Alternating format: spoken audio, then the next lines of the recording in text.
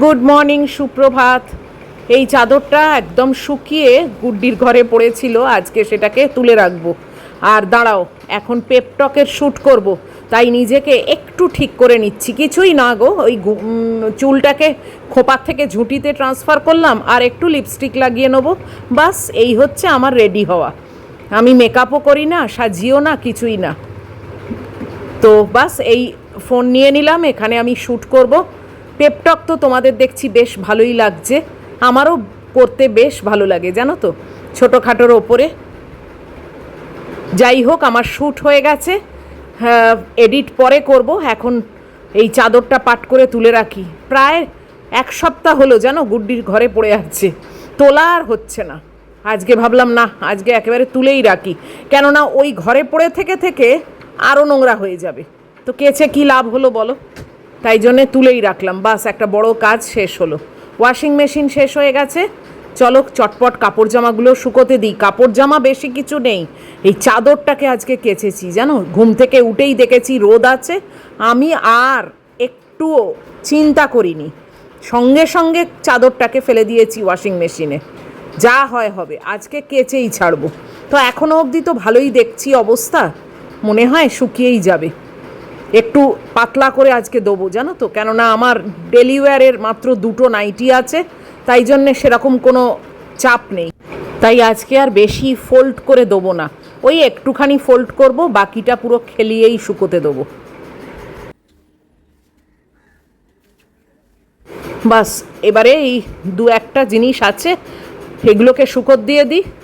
এই রকম ওয়েদার থাকলে না শুকিয়ে যাবে, আর অল্প হাওয়াও আছে জানো তো। আর এই যে কিচেন টাওয়েল, বাস এইগুলো আর শুকোতে কতক্ষণ লাগবে, আমার মেন চিন্তা চাদরটাকে নিয়ে। শুকোত দেওয়া শেষ, চলো এখন একটু বসে ওই পেপটকের এডিটিংটা করে নিই। সবে বসেছি, ম্যাগি এসে গেল, ওর হাত পা মুছিয়ে দিলাম, ধুয়ে দিলাম, এবার মপ করে নিচ্ছি। তারপরে একটু মি টাইম কাটিয়ে যাব রান্নাঘরে। এই যে নাও, মহিলাকে দেখে নাও, মহিলা ঘুরে টুরে ফ্রেশ হয়ে চলে এসছে। হঠাৎ জানলা দিয়ে বাইরেটা দেখছি, এই দেখো কি অবস্থা, কি কালো মেঘ হয়ে এসছে, দেখেছো?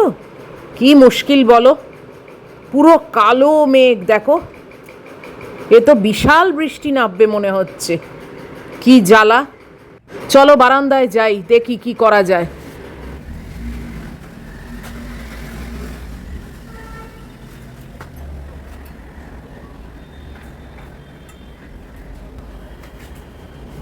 Hello everyone, good morning. কেমন আছো সবাই? তোমরা নিশ্চয়ই ভালো আছো।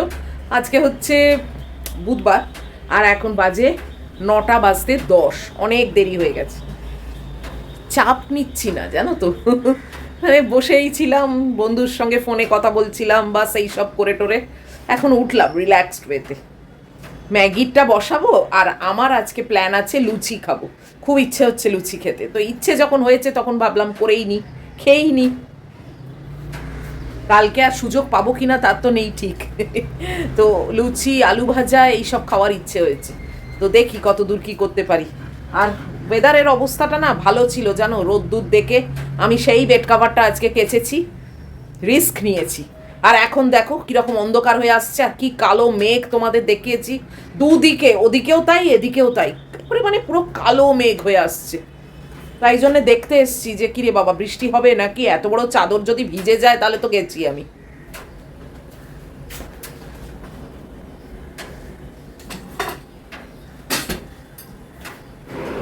ওই ফোল্ডটাকেও খুলে না আরও খেলিয়ে দিচ্ছি জানো তো, পাতলা করে দিলে আরও তাড়াতাড়ি যদি শুকিয়ে যায়, তাই যতটা পাচ্ছি ওটাকে ফোল্ডটা খুলে ক্লিপ লাগিয়ে দিচ্ছি। ছোট বারান্দা হলে যা মুশকিল হয় না, সে যাদের ছোট বারান্দা আছে তারাই জানে। তবে আর কমপ্লেন করব না, কেননা অনেকের আবার বাড়িতে কোনো বারান্দাই নেই, তাদের তো আরও প্রবলেম, তাই না? জানো তো যে তুলে নেবো না কি করব। এইভাবে দিলাম পুরোপুরি খেলিয়ে, তবে হাওয়াটা খুব জোর দেওয়া আরম্ভ করেছে জানো তো, আশা রাখছি এই হাওয়ায় যতটা শুকানোর শুকিয়ে যাবে।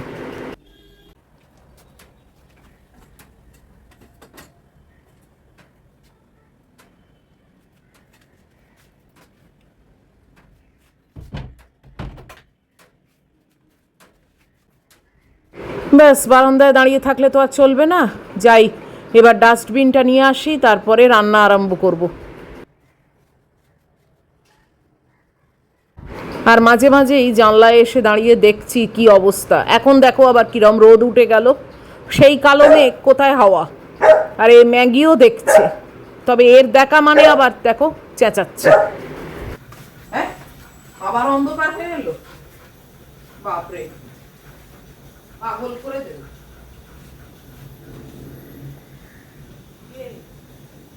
কেউ নেই তো, কে?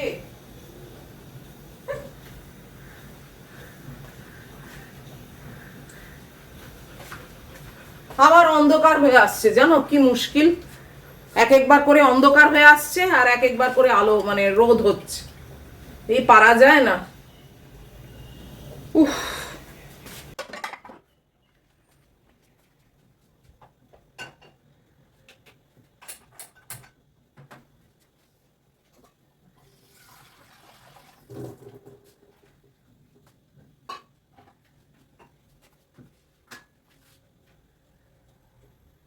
আলুটাকে আগে চাপিয়ে দিচ্ছি, জানো তো, আলু ভাজাটা হোক, ততক্ষণে আমি আমার লুচির ব্যবস্থা করে নেব। এই দুটোই রান্না। দুটো কাঁচা লঙ্কা বার করছি ফ্রিজ খুলে, তো বেশিক্ষণ লাগবে না। আর ম্যাগিটা চাপিয়ে দিয়েছি। এটা আলু, পেঁয়াজ, কাঁচা লঙ্কা ভাজা একটু কালো জিরে দিয়ে। আমার না খুব ভাল লাগে, জানো তো, মা এটা করতো। আমি আবার তখন ছোটোবেলায় মুড়ি দিয়ে খেতাম, সেটাও কিন্তু খুব ভালো লাগতো। তবে এখন লাঞ্চে তো আর মুড়ি চিবোনো যায় না, তাই লুচি দিয়ে খাবো। আর কোনো মশলাপাতি পড়বে না, শুধু এই দেখো একটু নুন দিয়ে দিলাম সামান্য, বাস।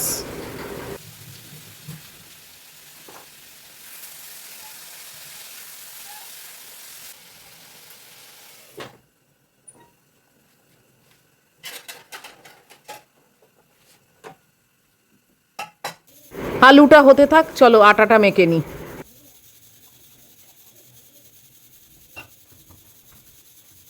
আটা রেডি হয়ে গেছে, এখন আলুটাকে নামাবো। দেখো আলুটা কিন্তু খুব ভালো ভাজা হয়ে গেছে, ওই একটু চাপা দিয়ে দিয়ে ভেজে নিয়েছি।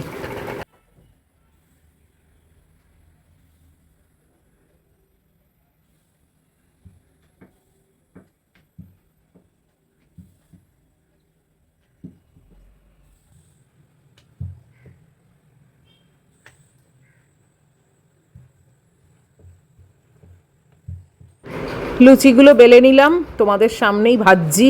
ফুলবে বলে তো মনে হয় না, কেননা আমার খুব একটা ফোলে না। অবশ্য কোনো তফাতও পড়ে না, কেননা আমি তো আর ফুলকো ফুলকো লুচি এক্ষুনি খেতেও বসবো না। তো ফুলকো যদিও হয়, তাও যখন খেতে বসবো ততক্ষণে এমনিই নিউড়ে যাবে। ওই যে একটু আধটু ফুলছে, এটাই যথেষ্ট।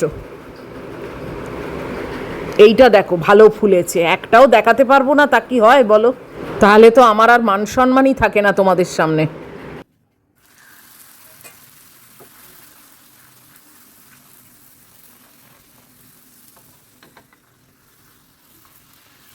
ব্যাস, লাঞ্চের ব্যাপার আমার সব রেডি।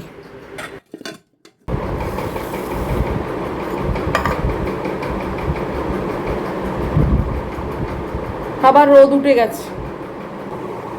উফ, ব্রেকফাস্ট নিয়ে বসে গেলাম, এখন বাজে 10:05। মোটামুটি ঠিক টাইমেই আছে।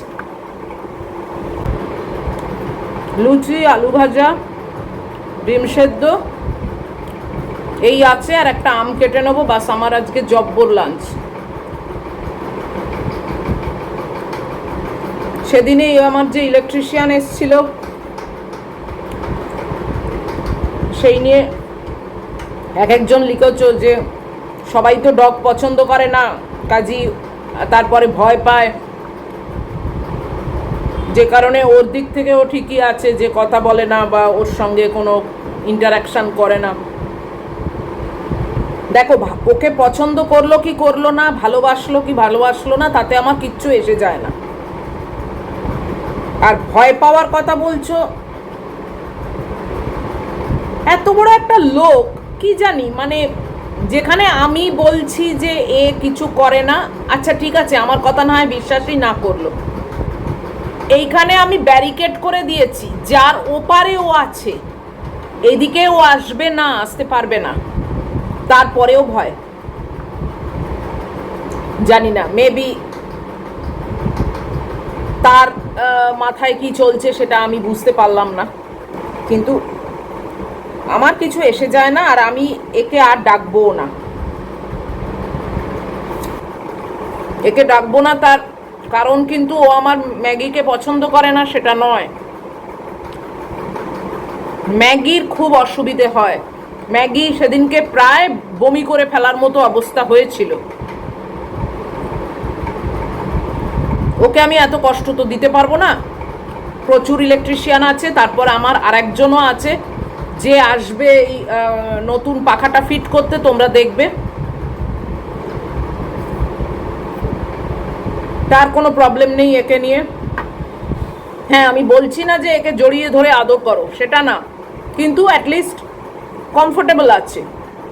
তো আমি তাকেই ডাকবো, সেই আসবে, তার সঙ্গে আমার কথাও হয়ে গেছে। কারুর জন্যে কারুর কোনো জিনিস আটকায় না বলো, যে কোনো ব্যাপারে একজন গেলে 10 জন আসবে।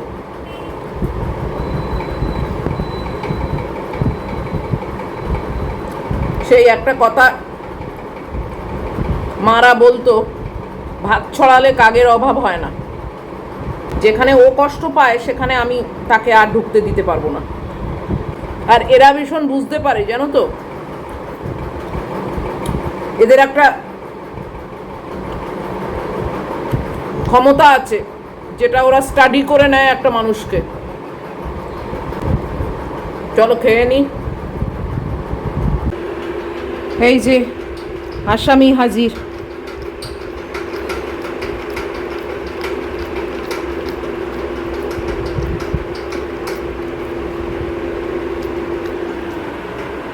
বাইরের অবস্থা ক্রমশ খারাপ হয়ে আসছে, আমি চাদরটা তুলেও নিয়েছি। চলো চলো খেয়ে নাও।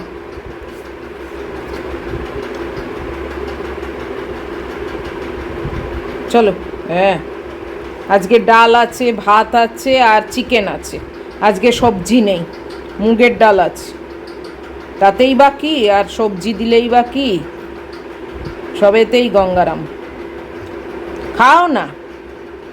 হ্যাঁ, হবে না।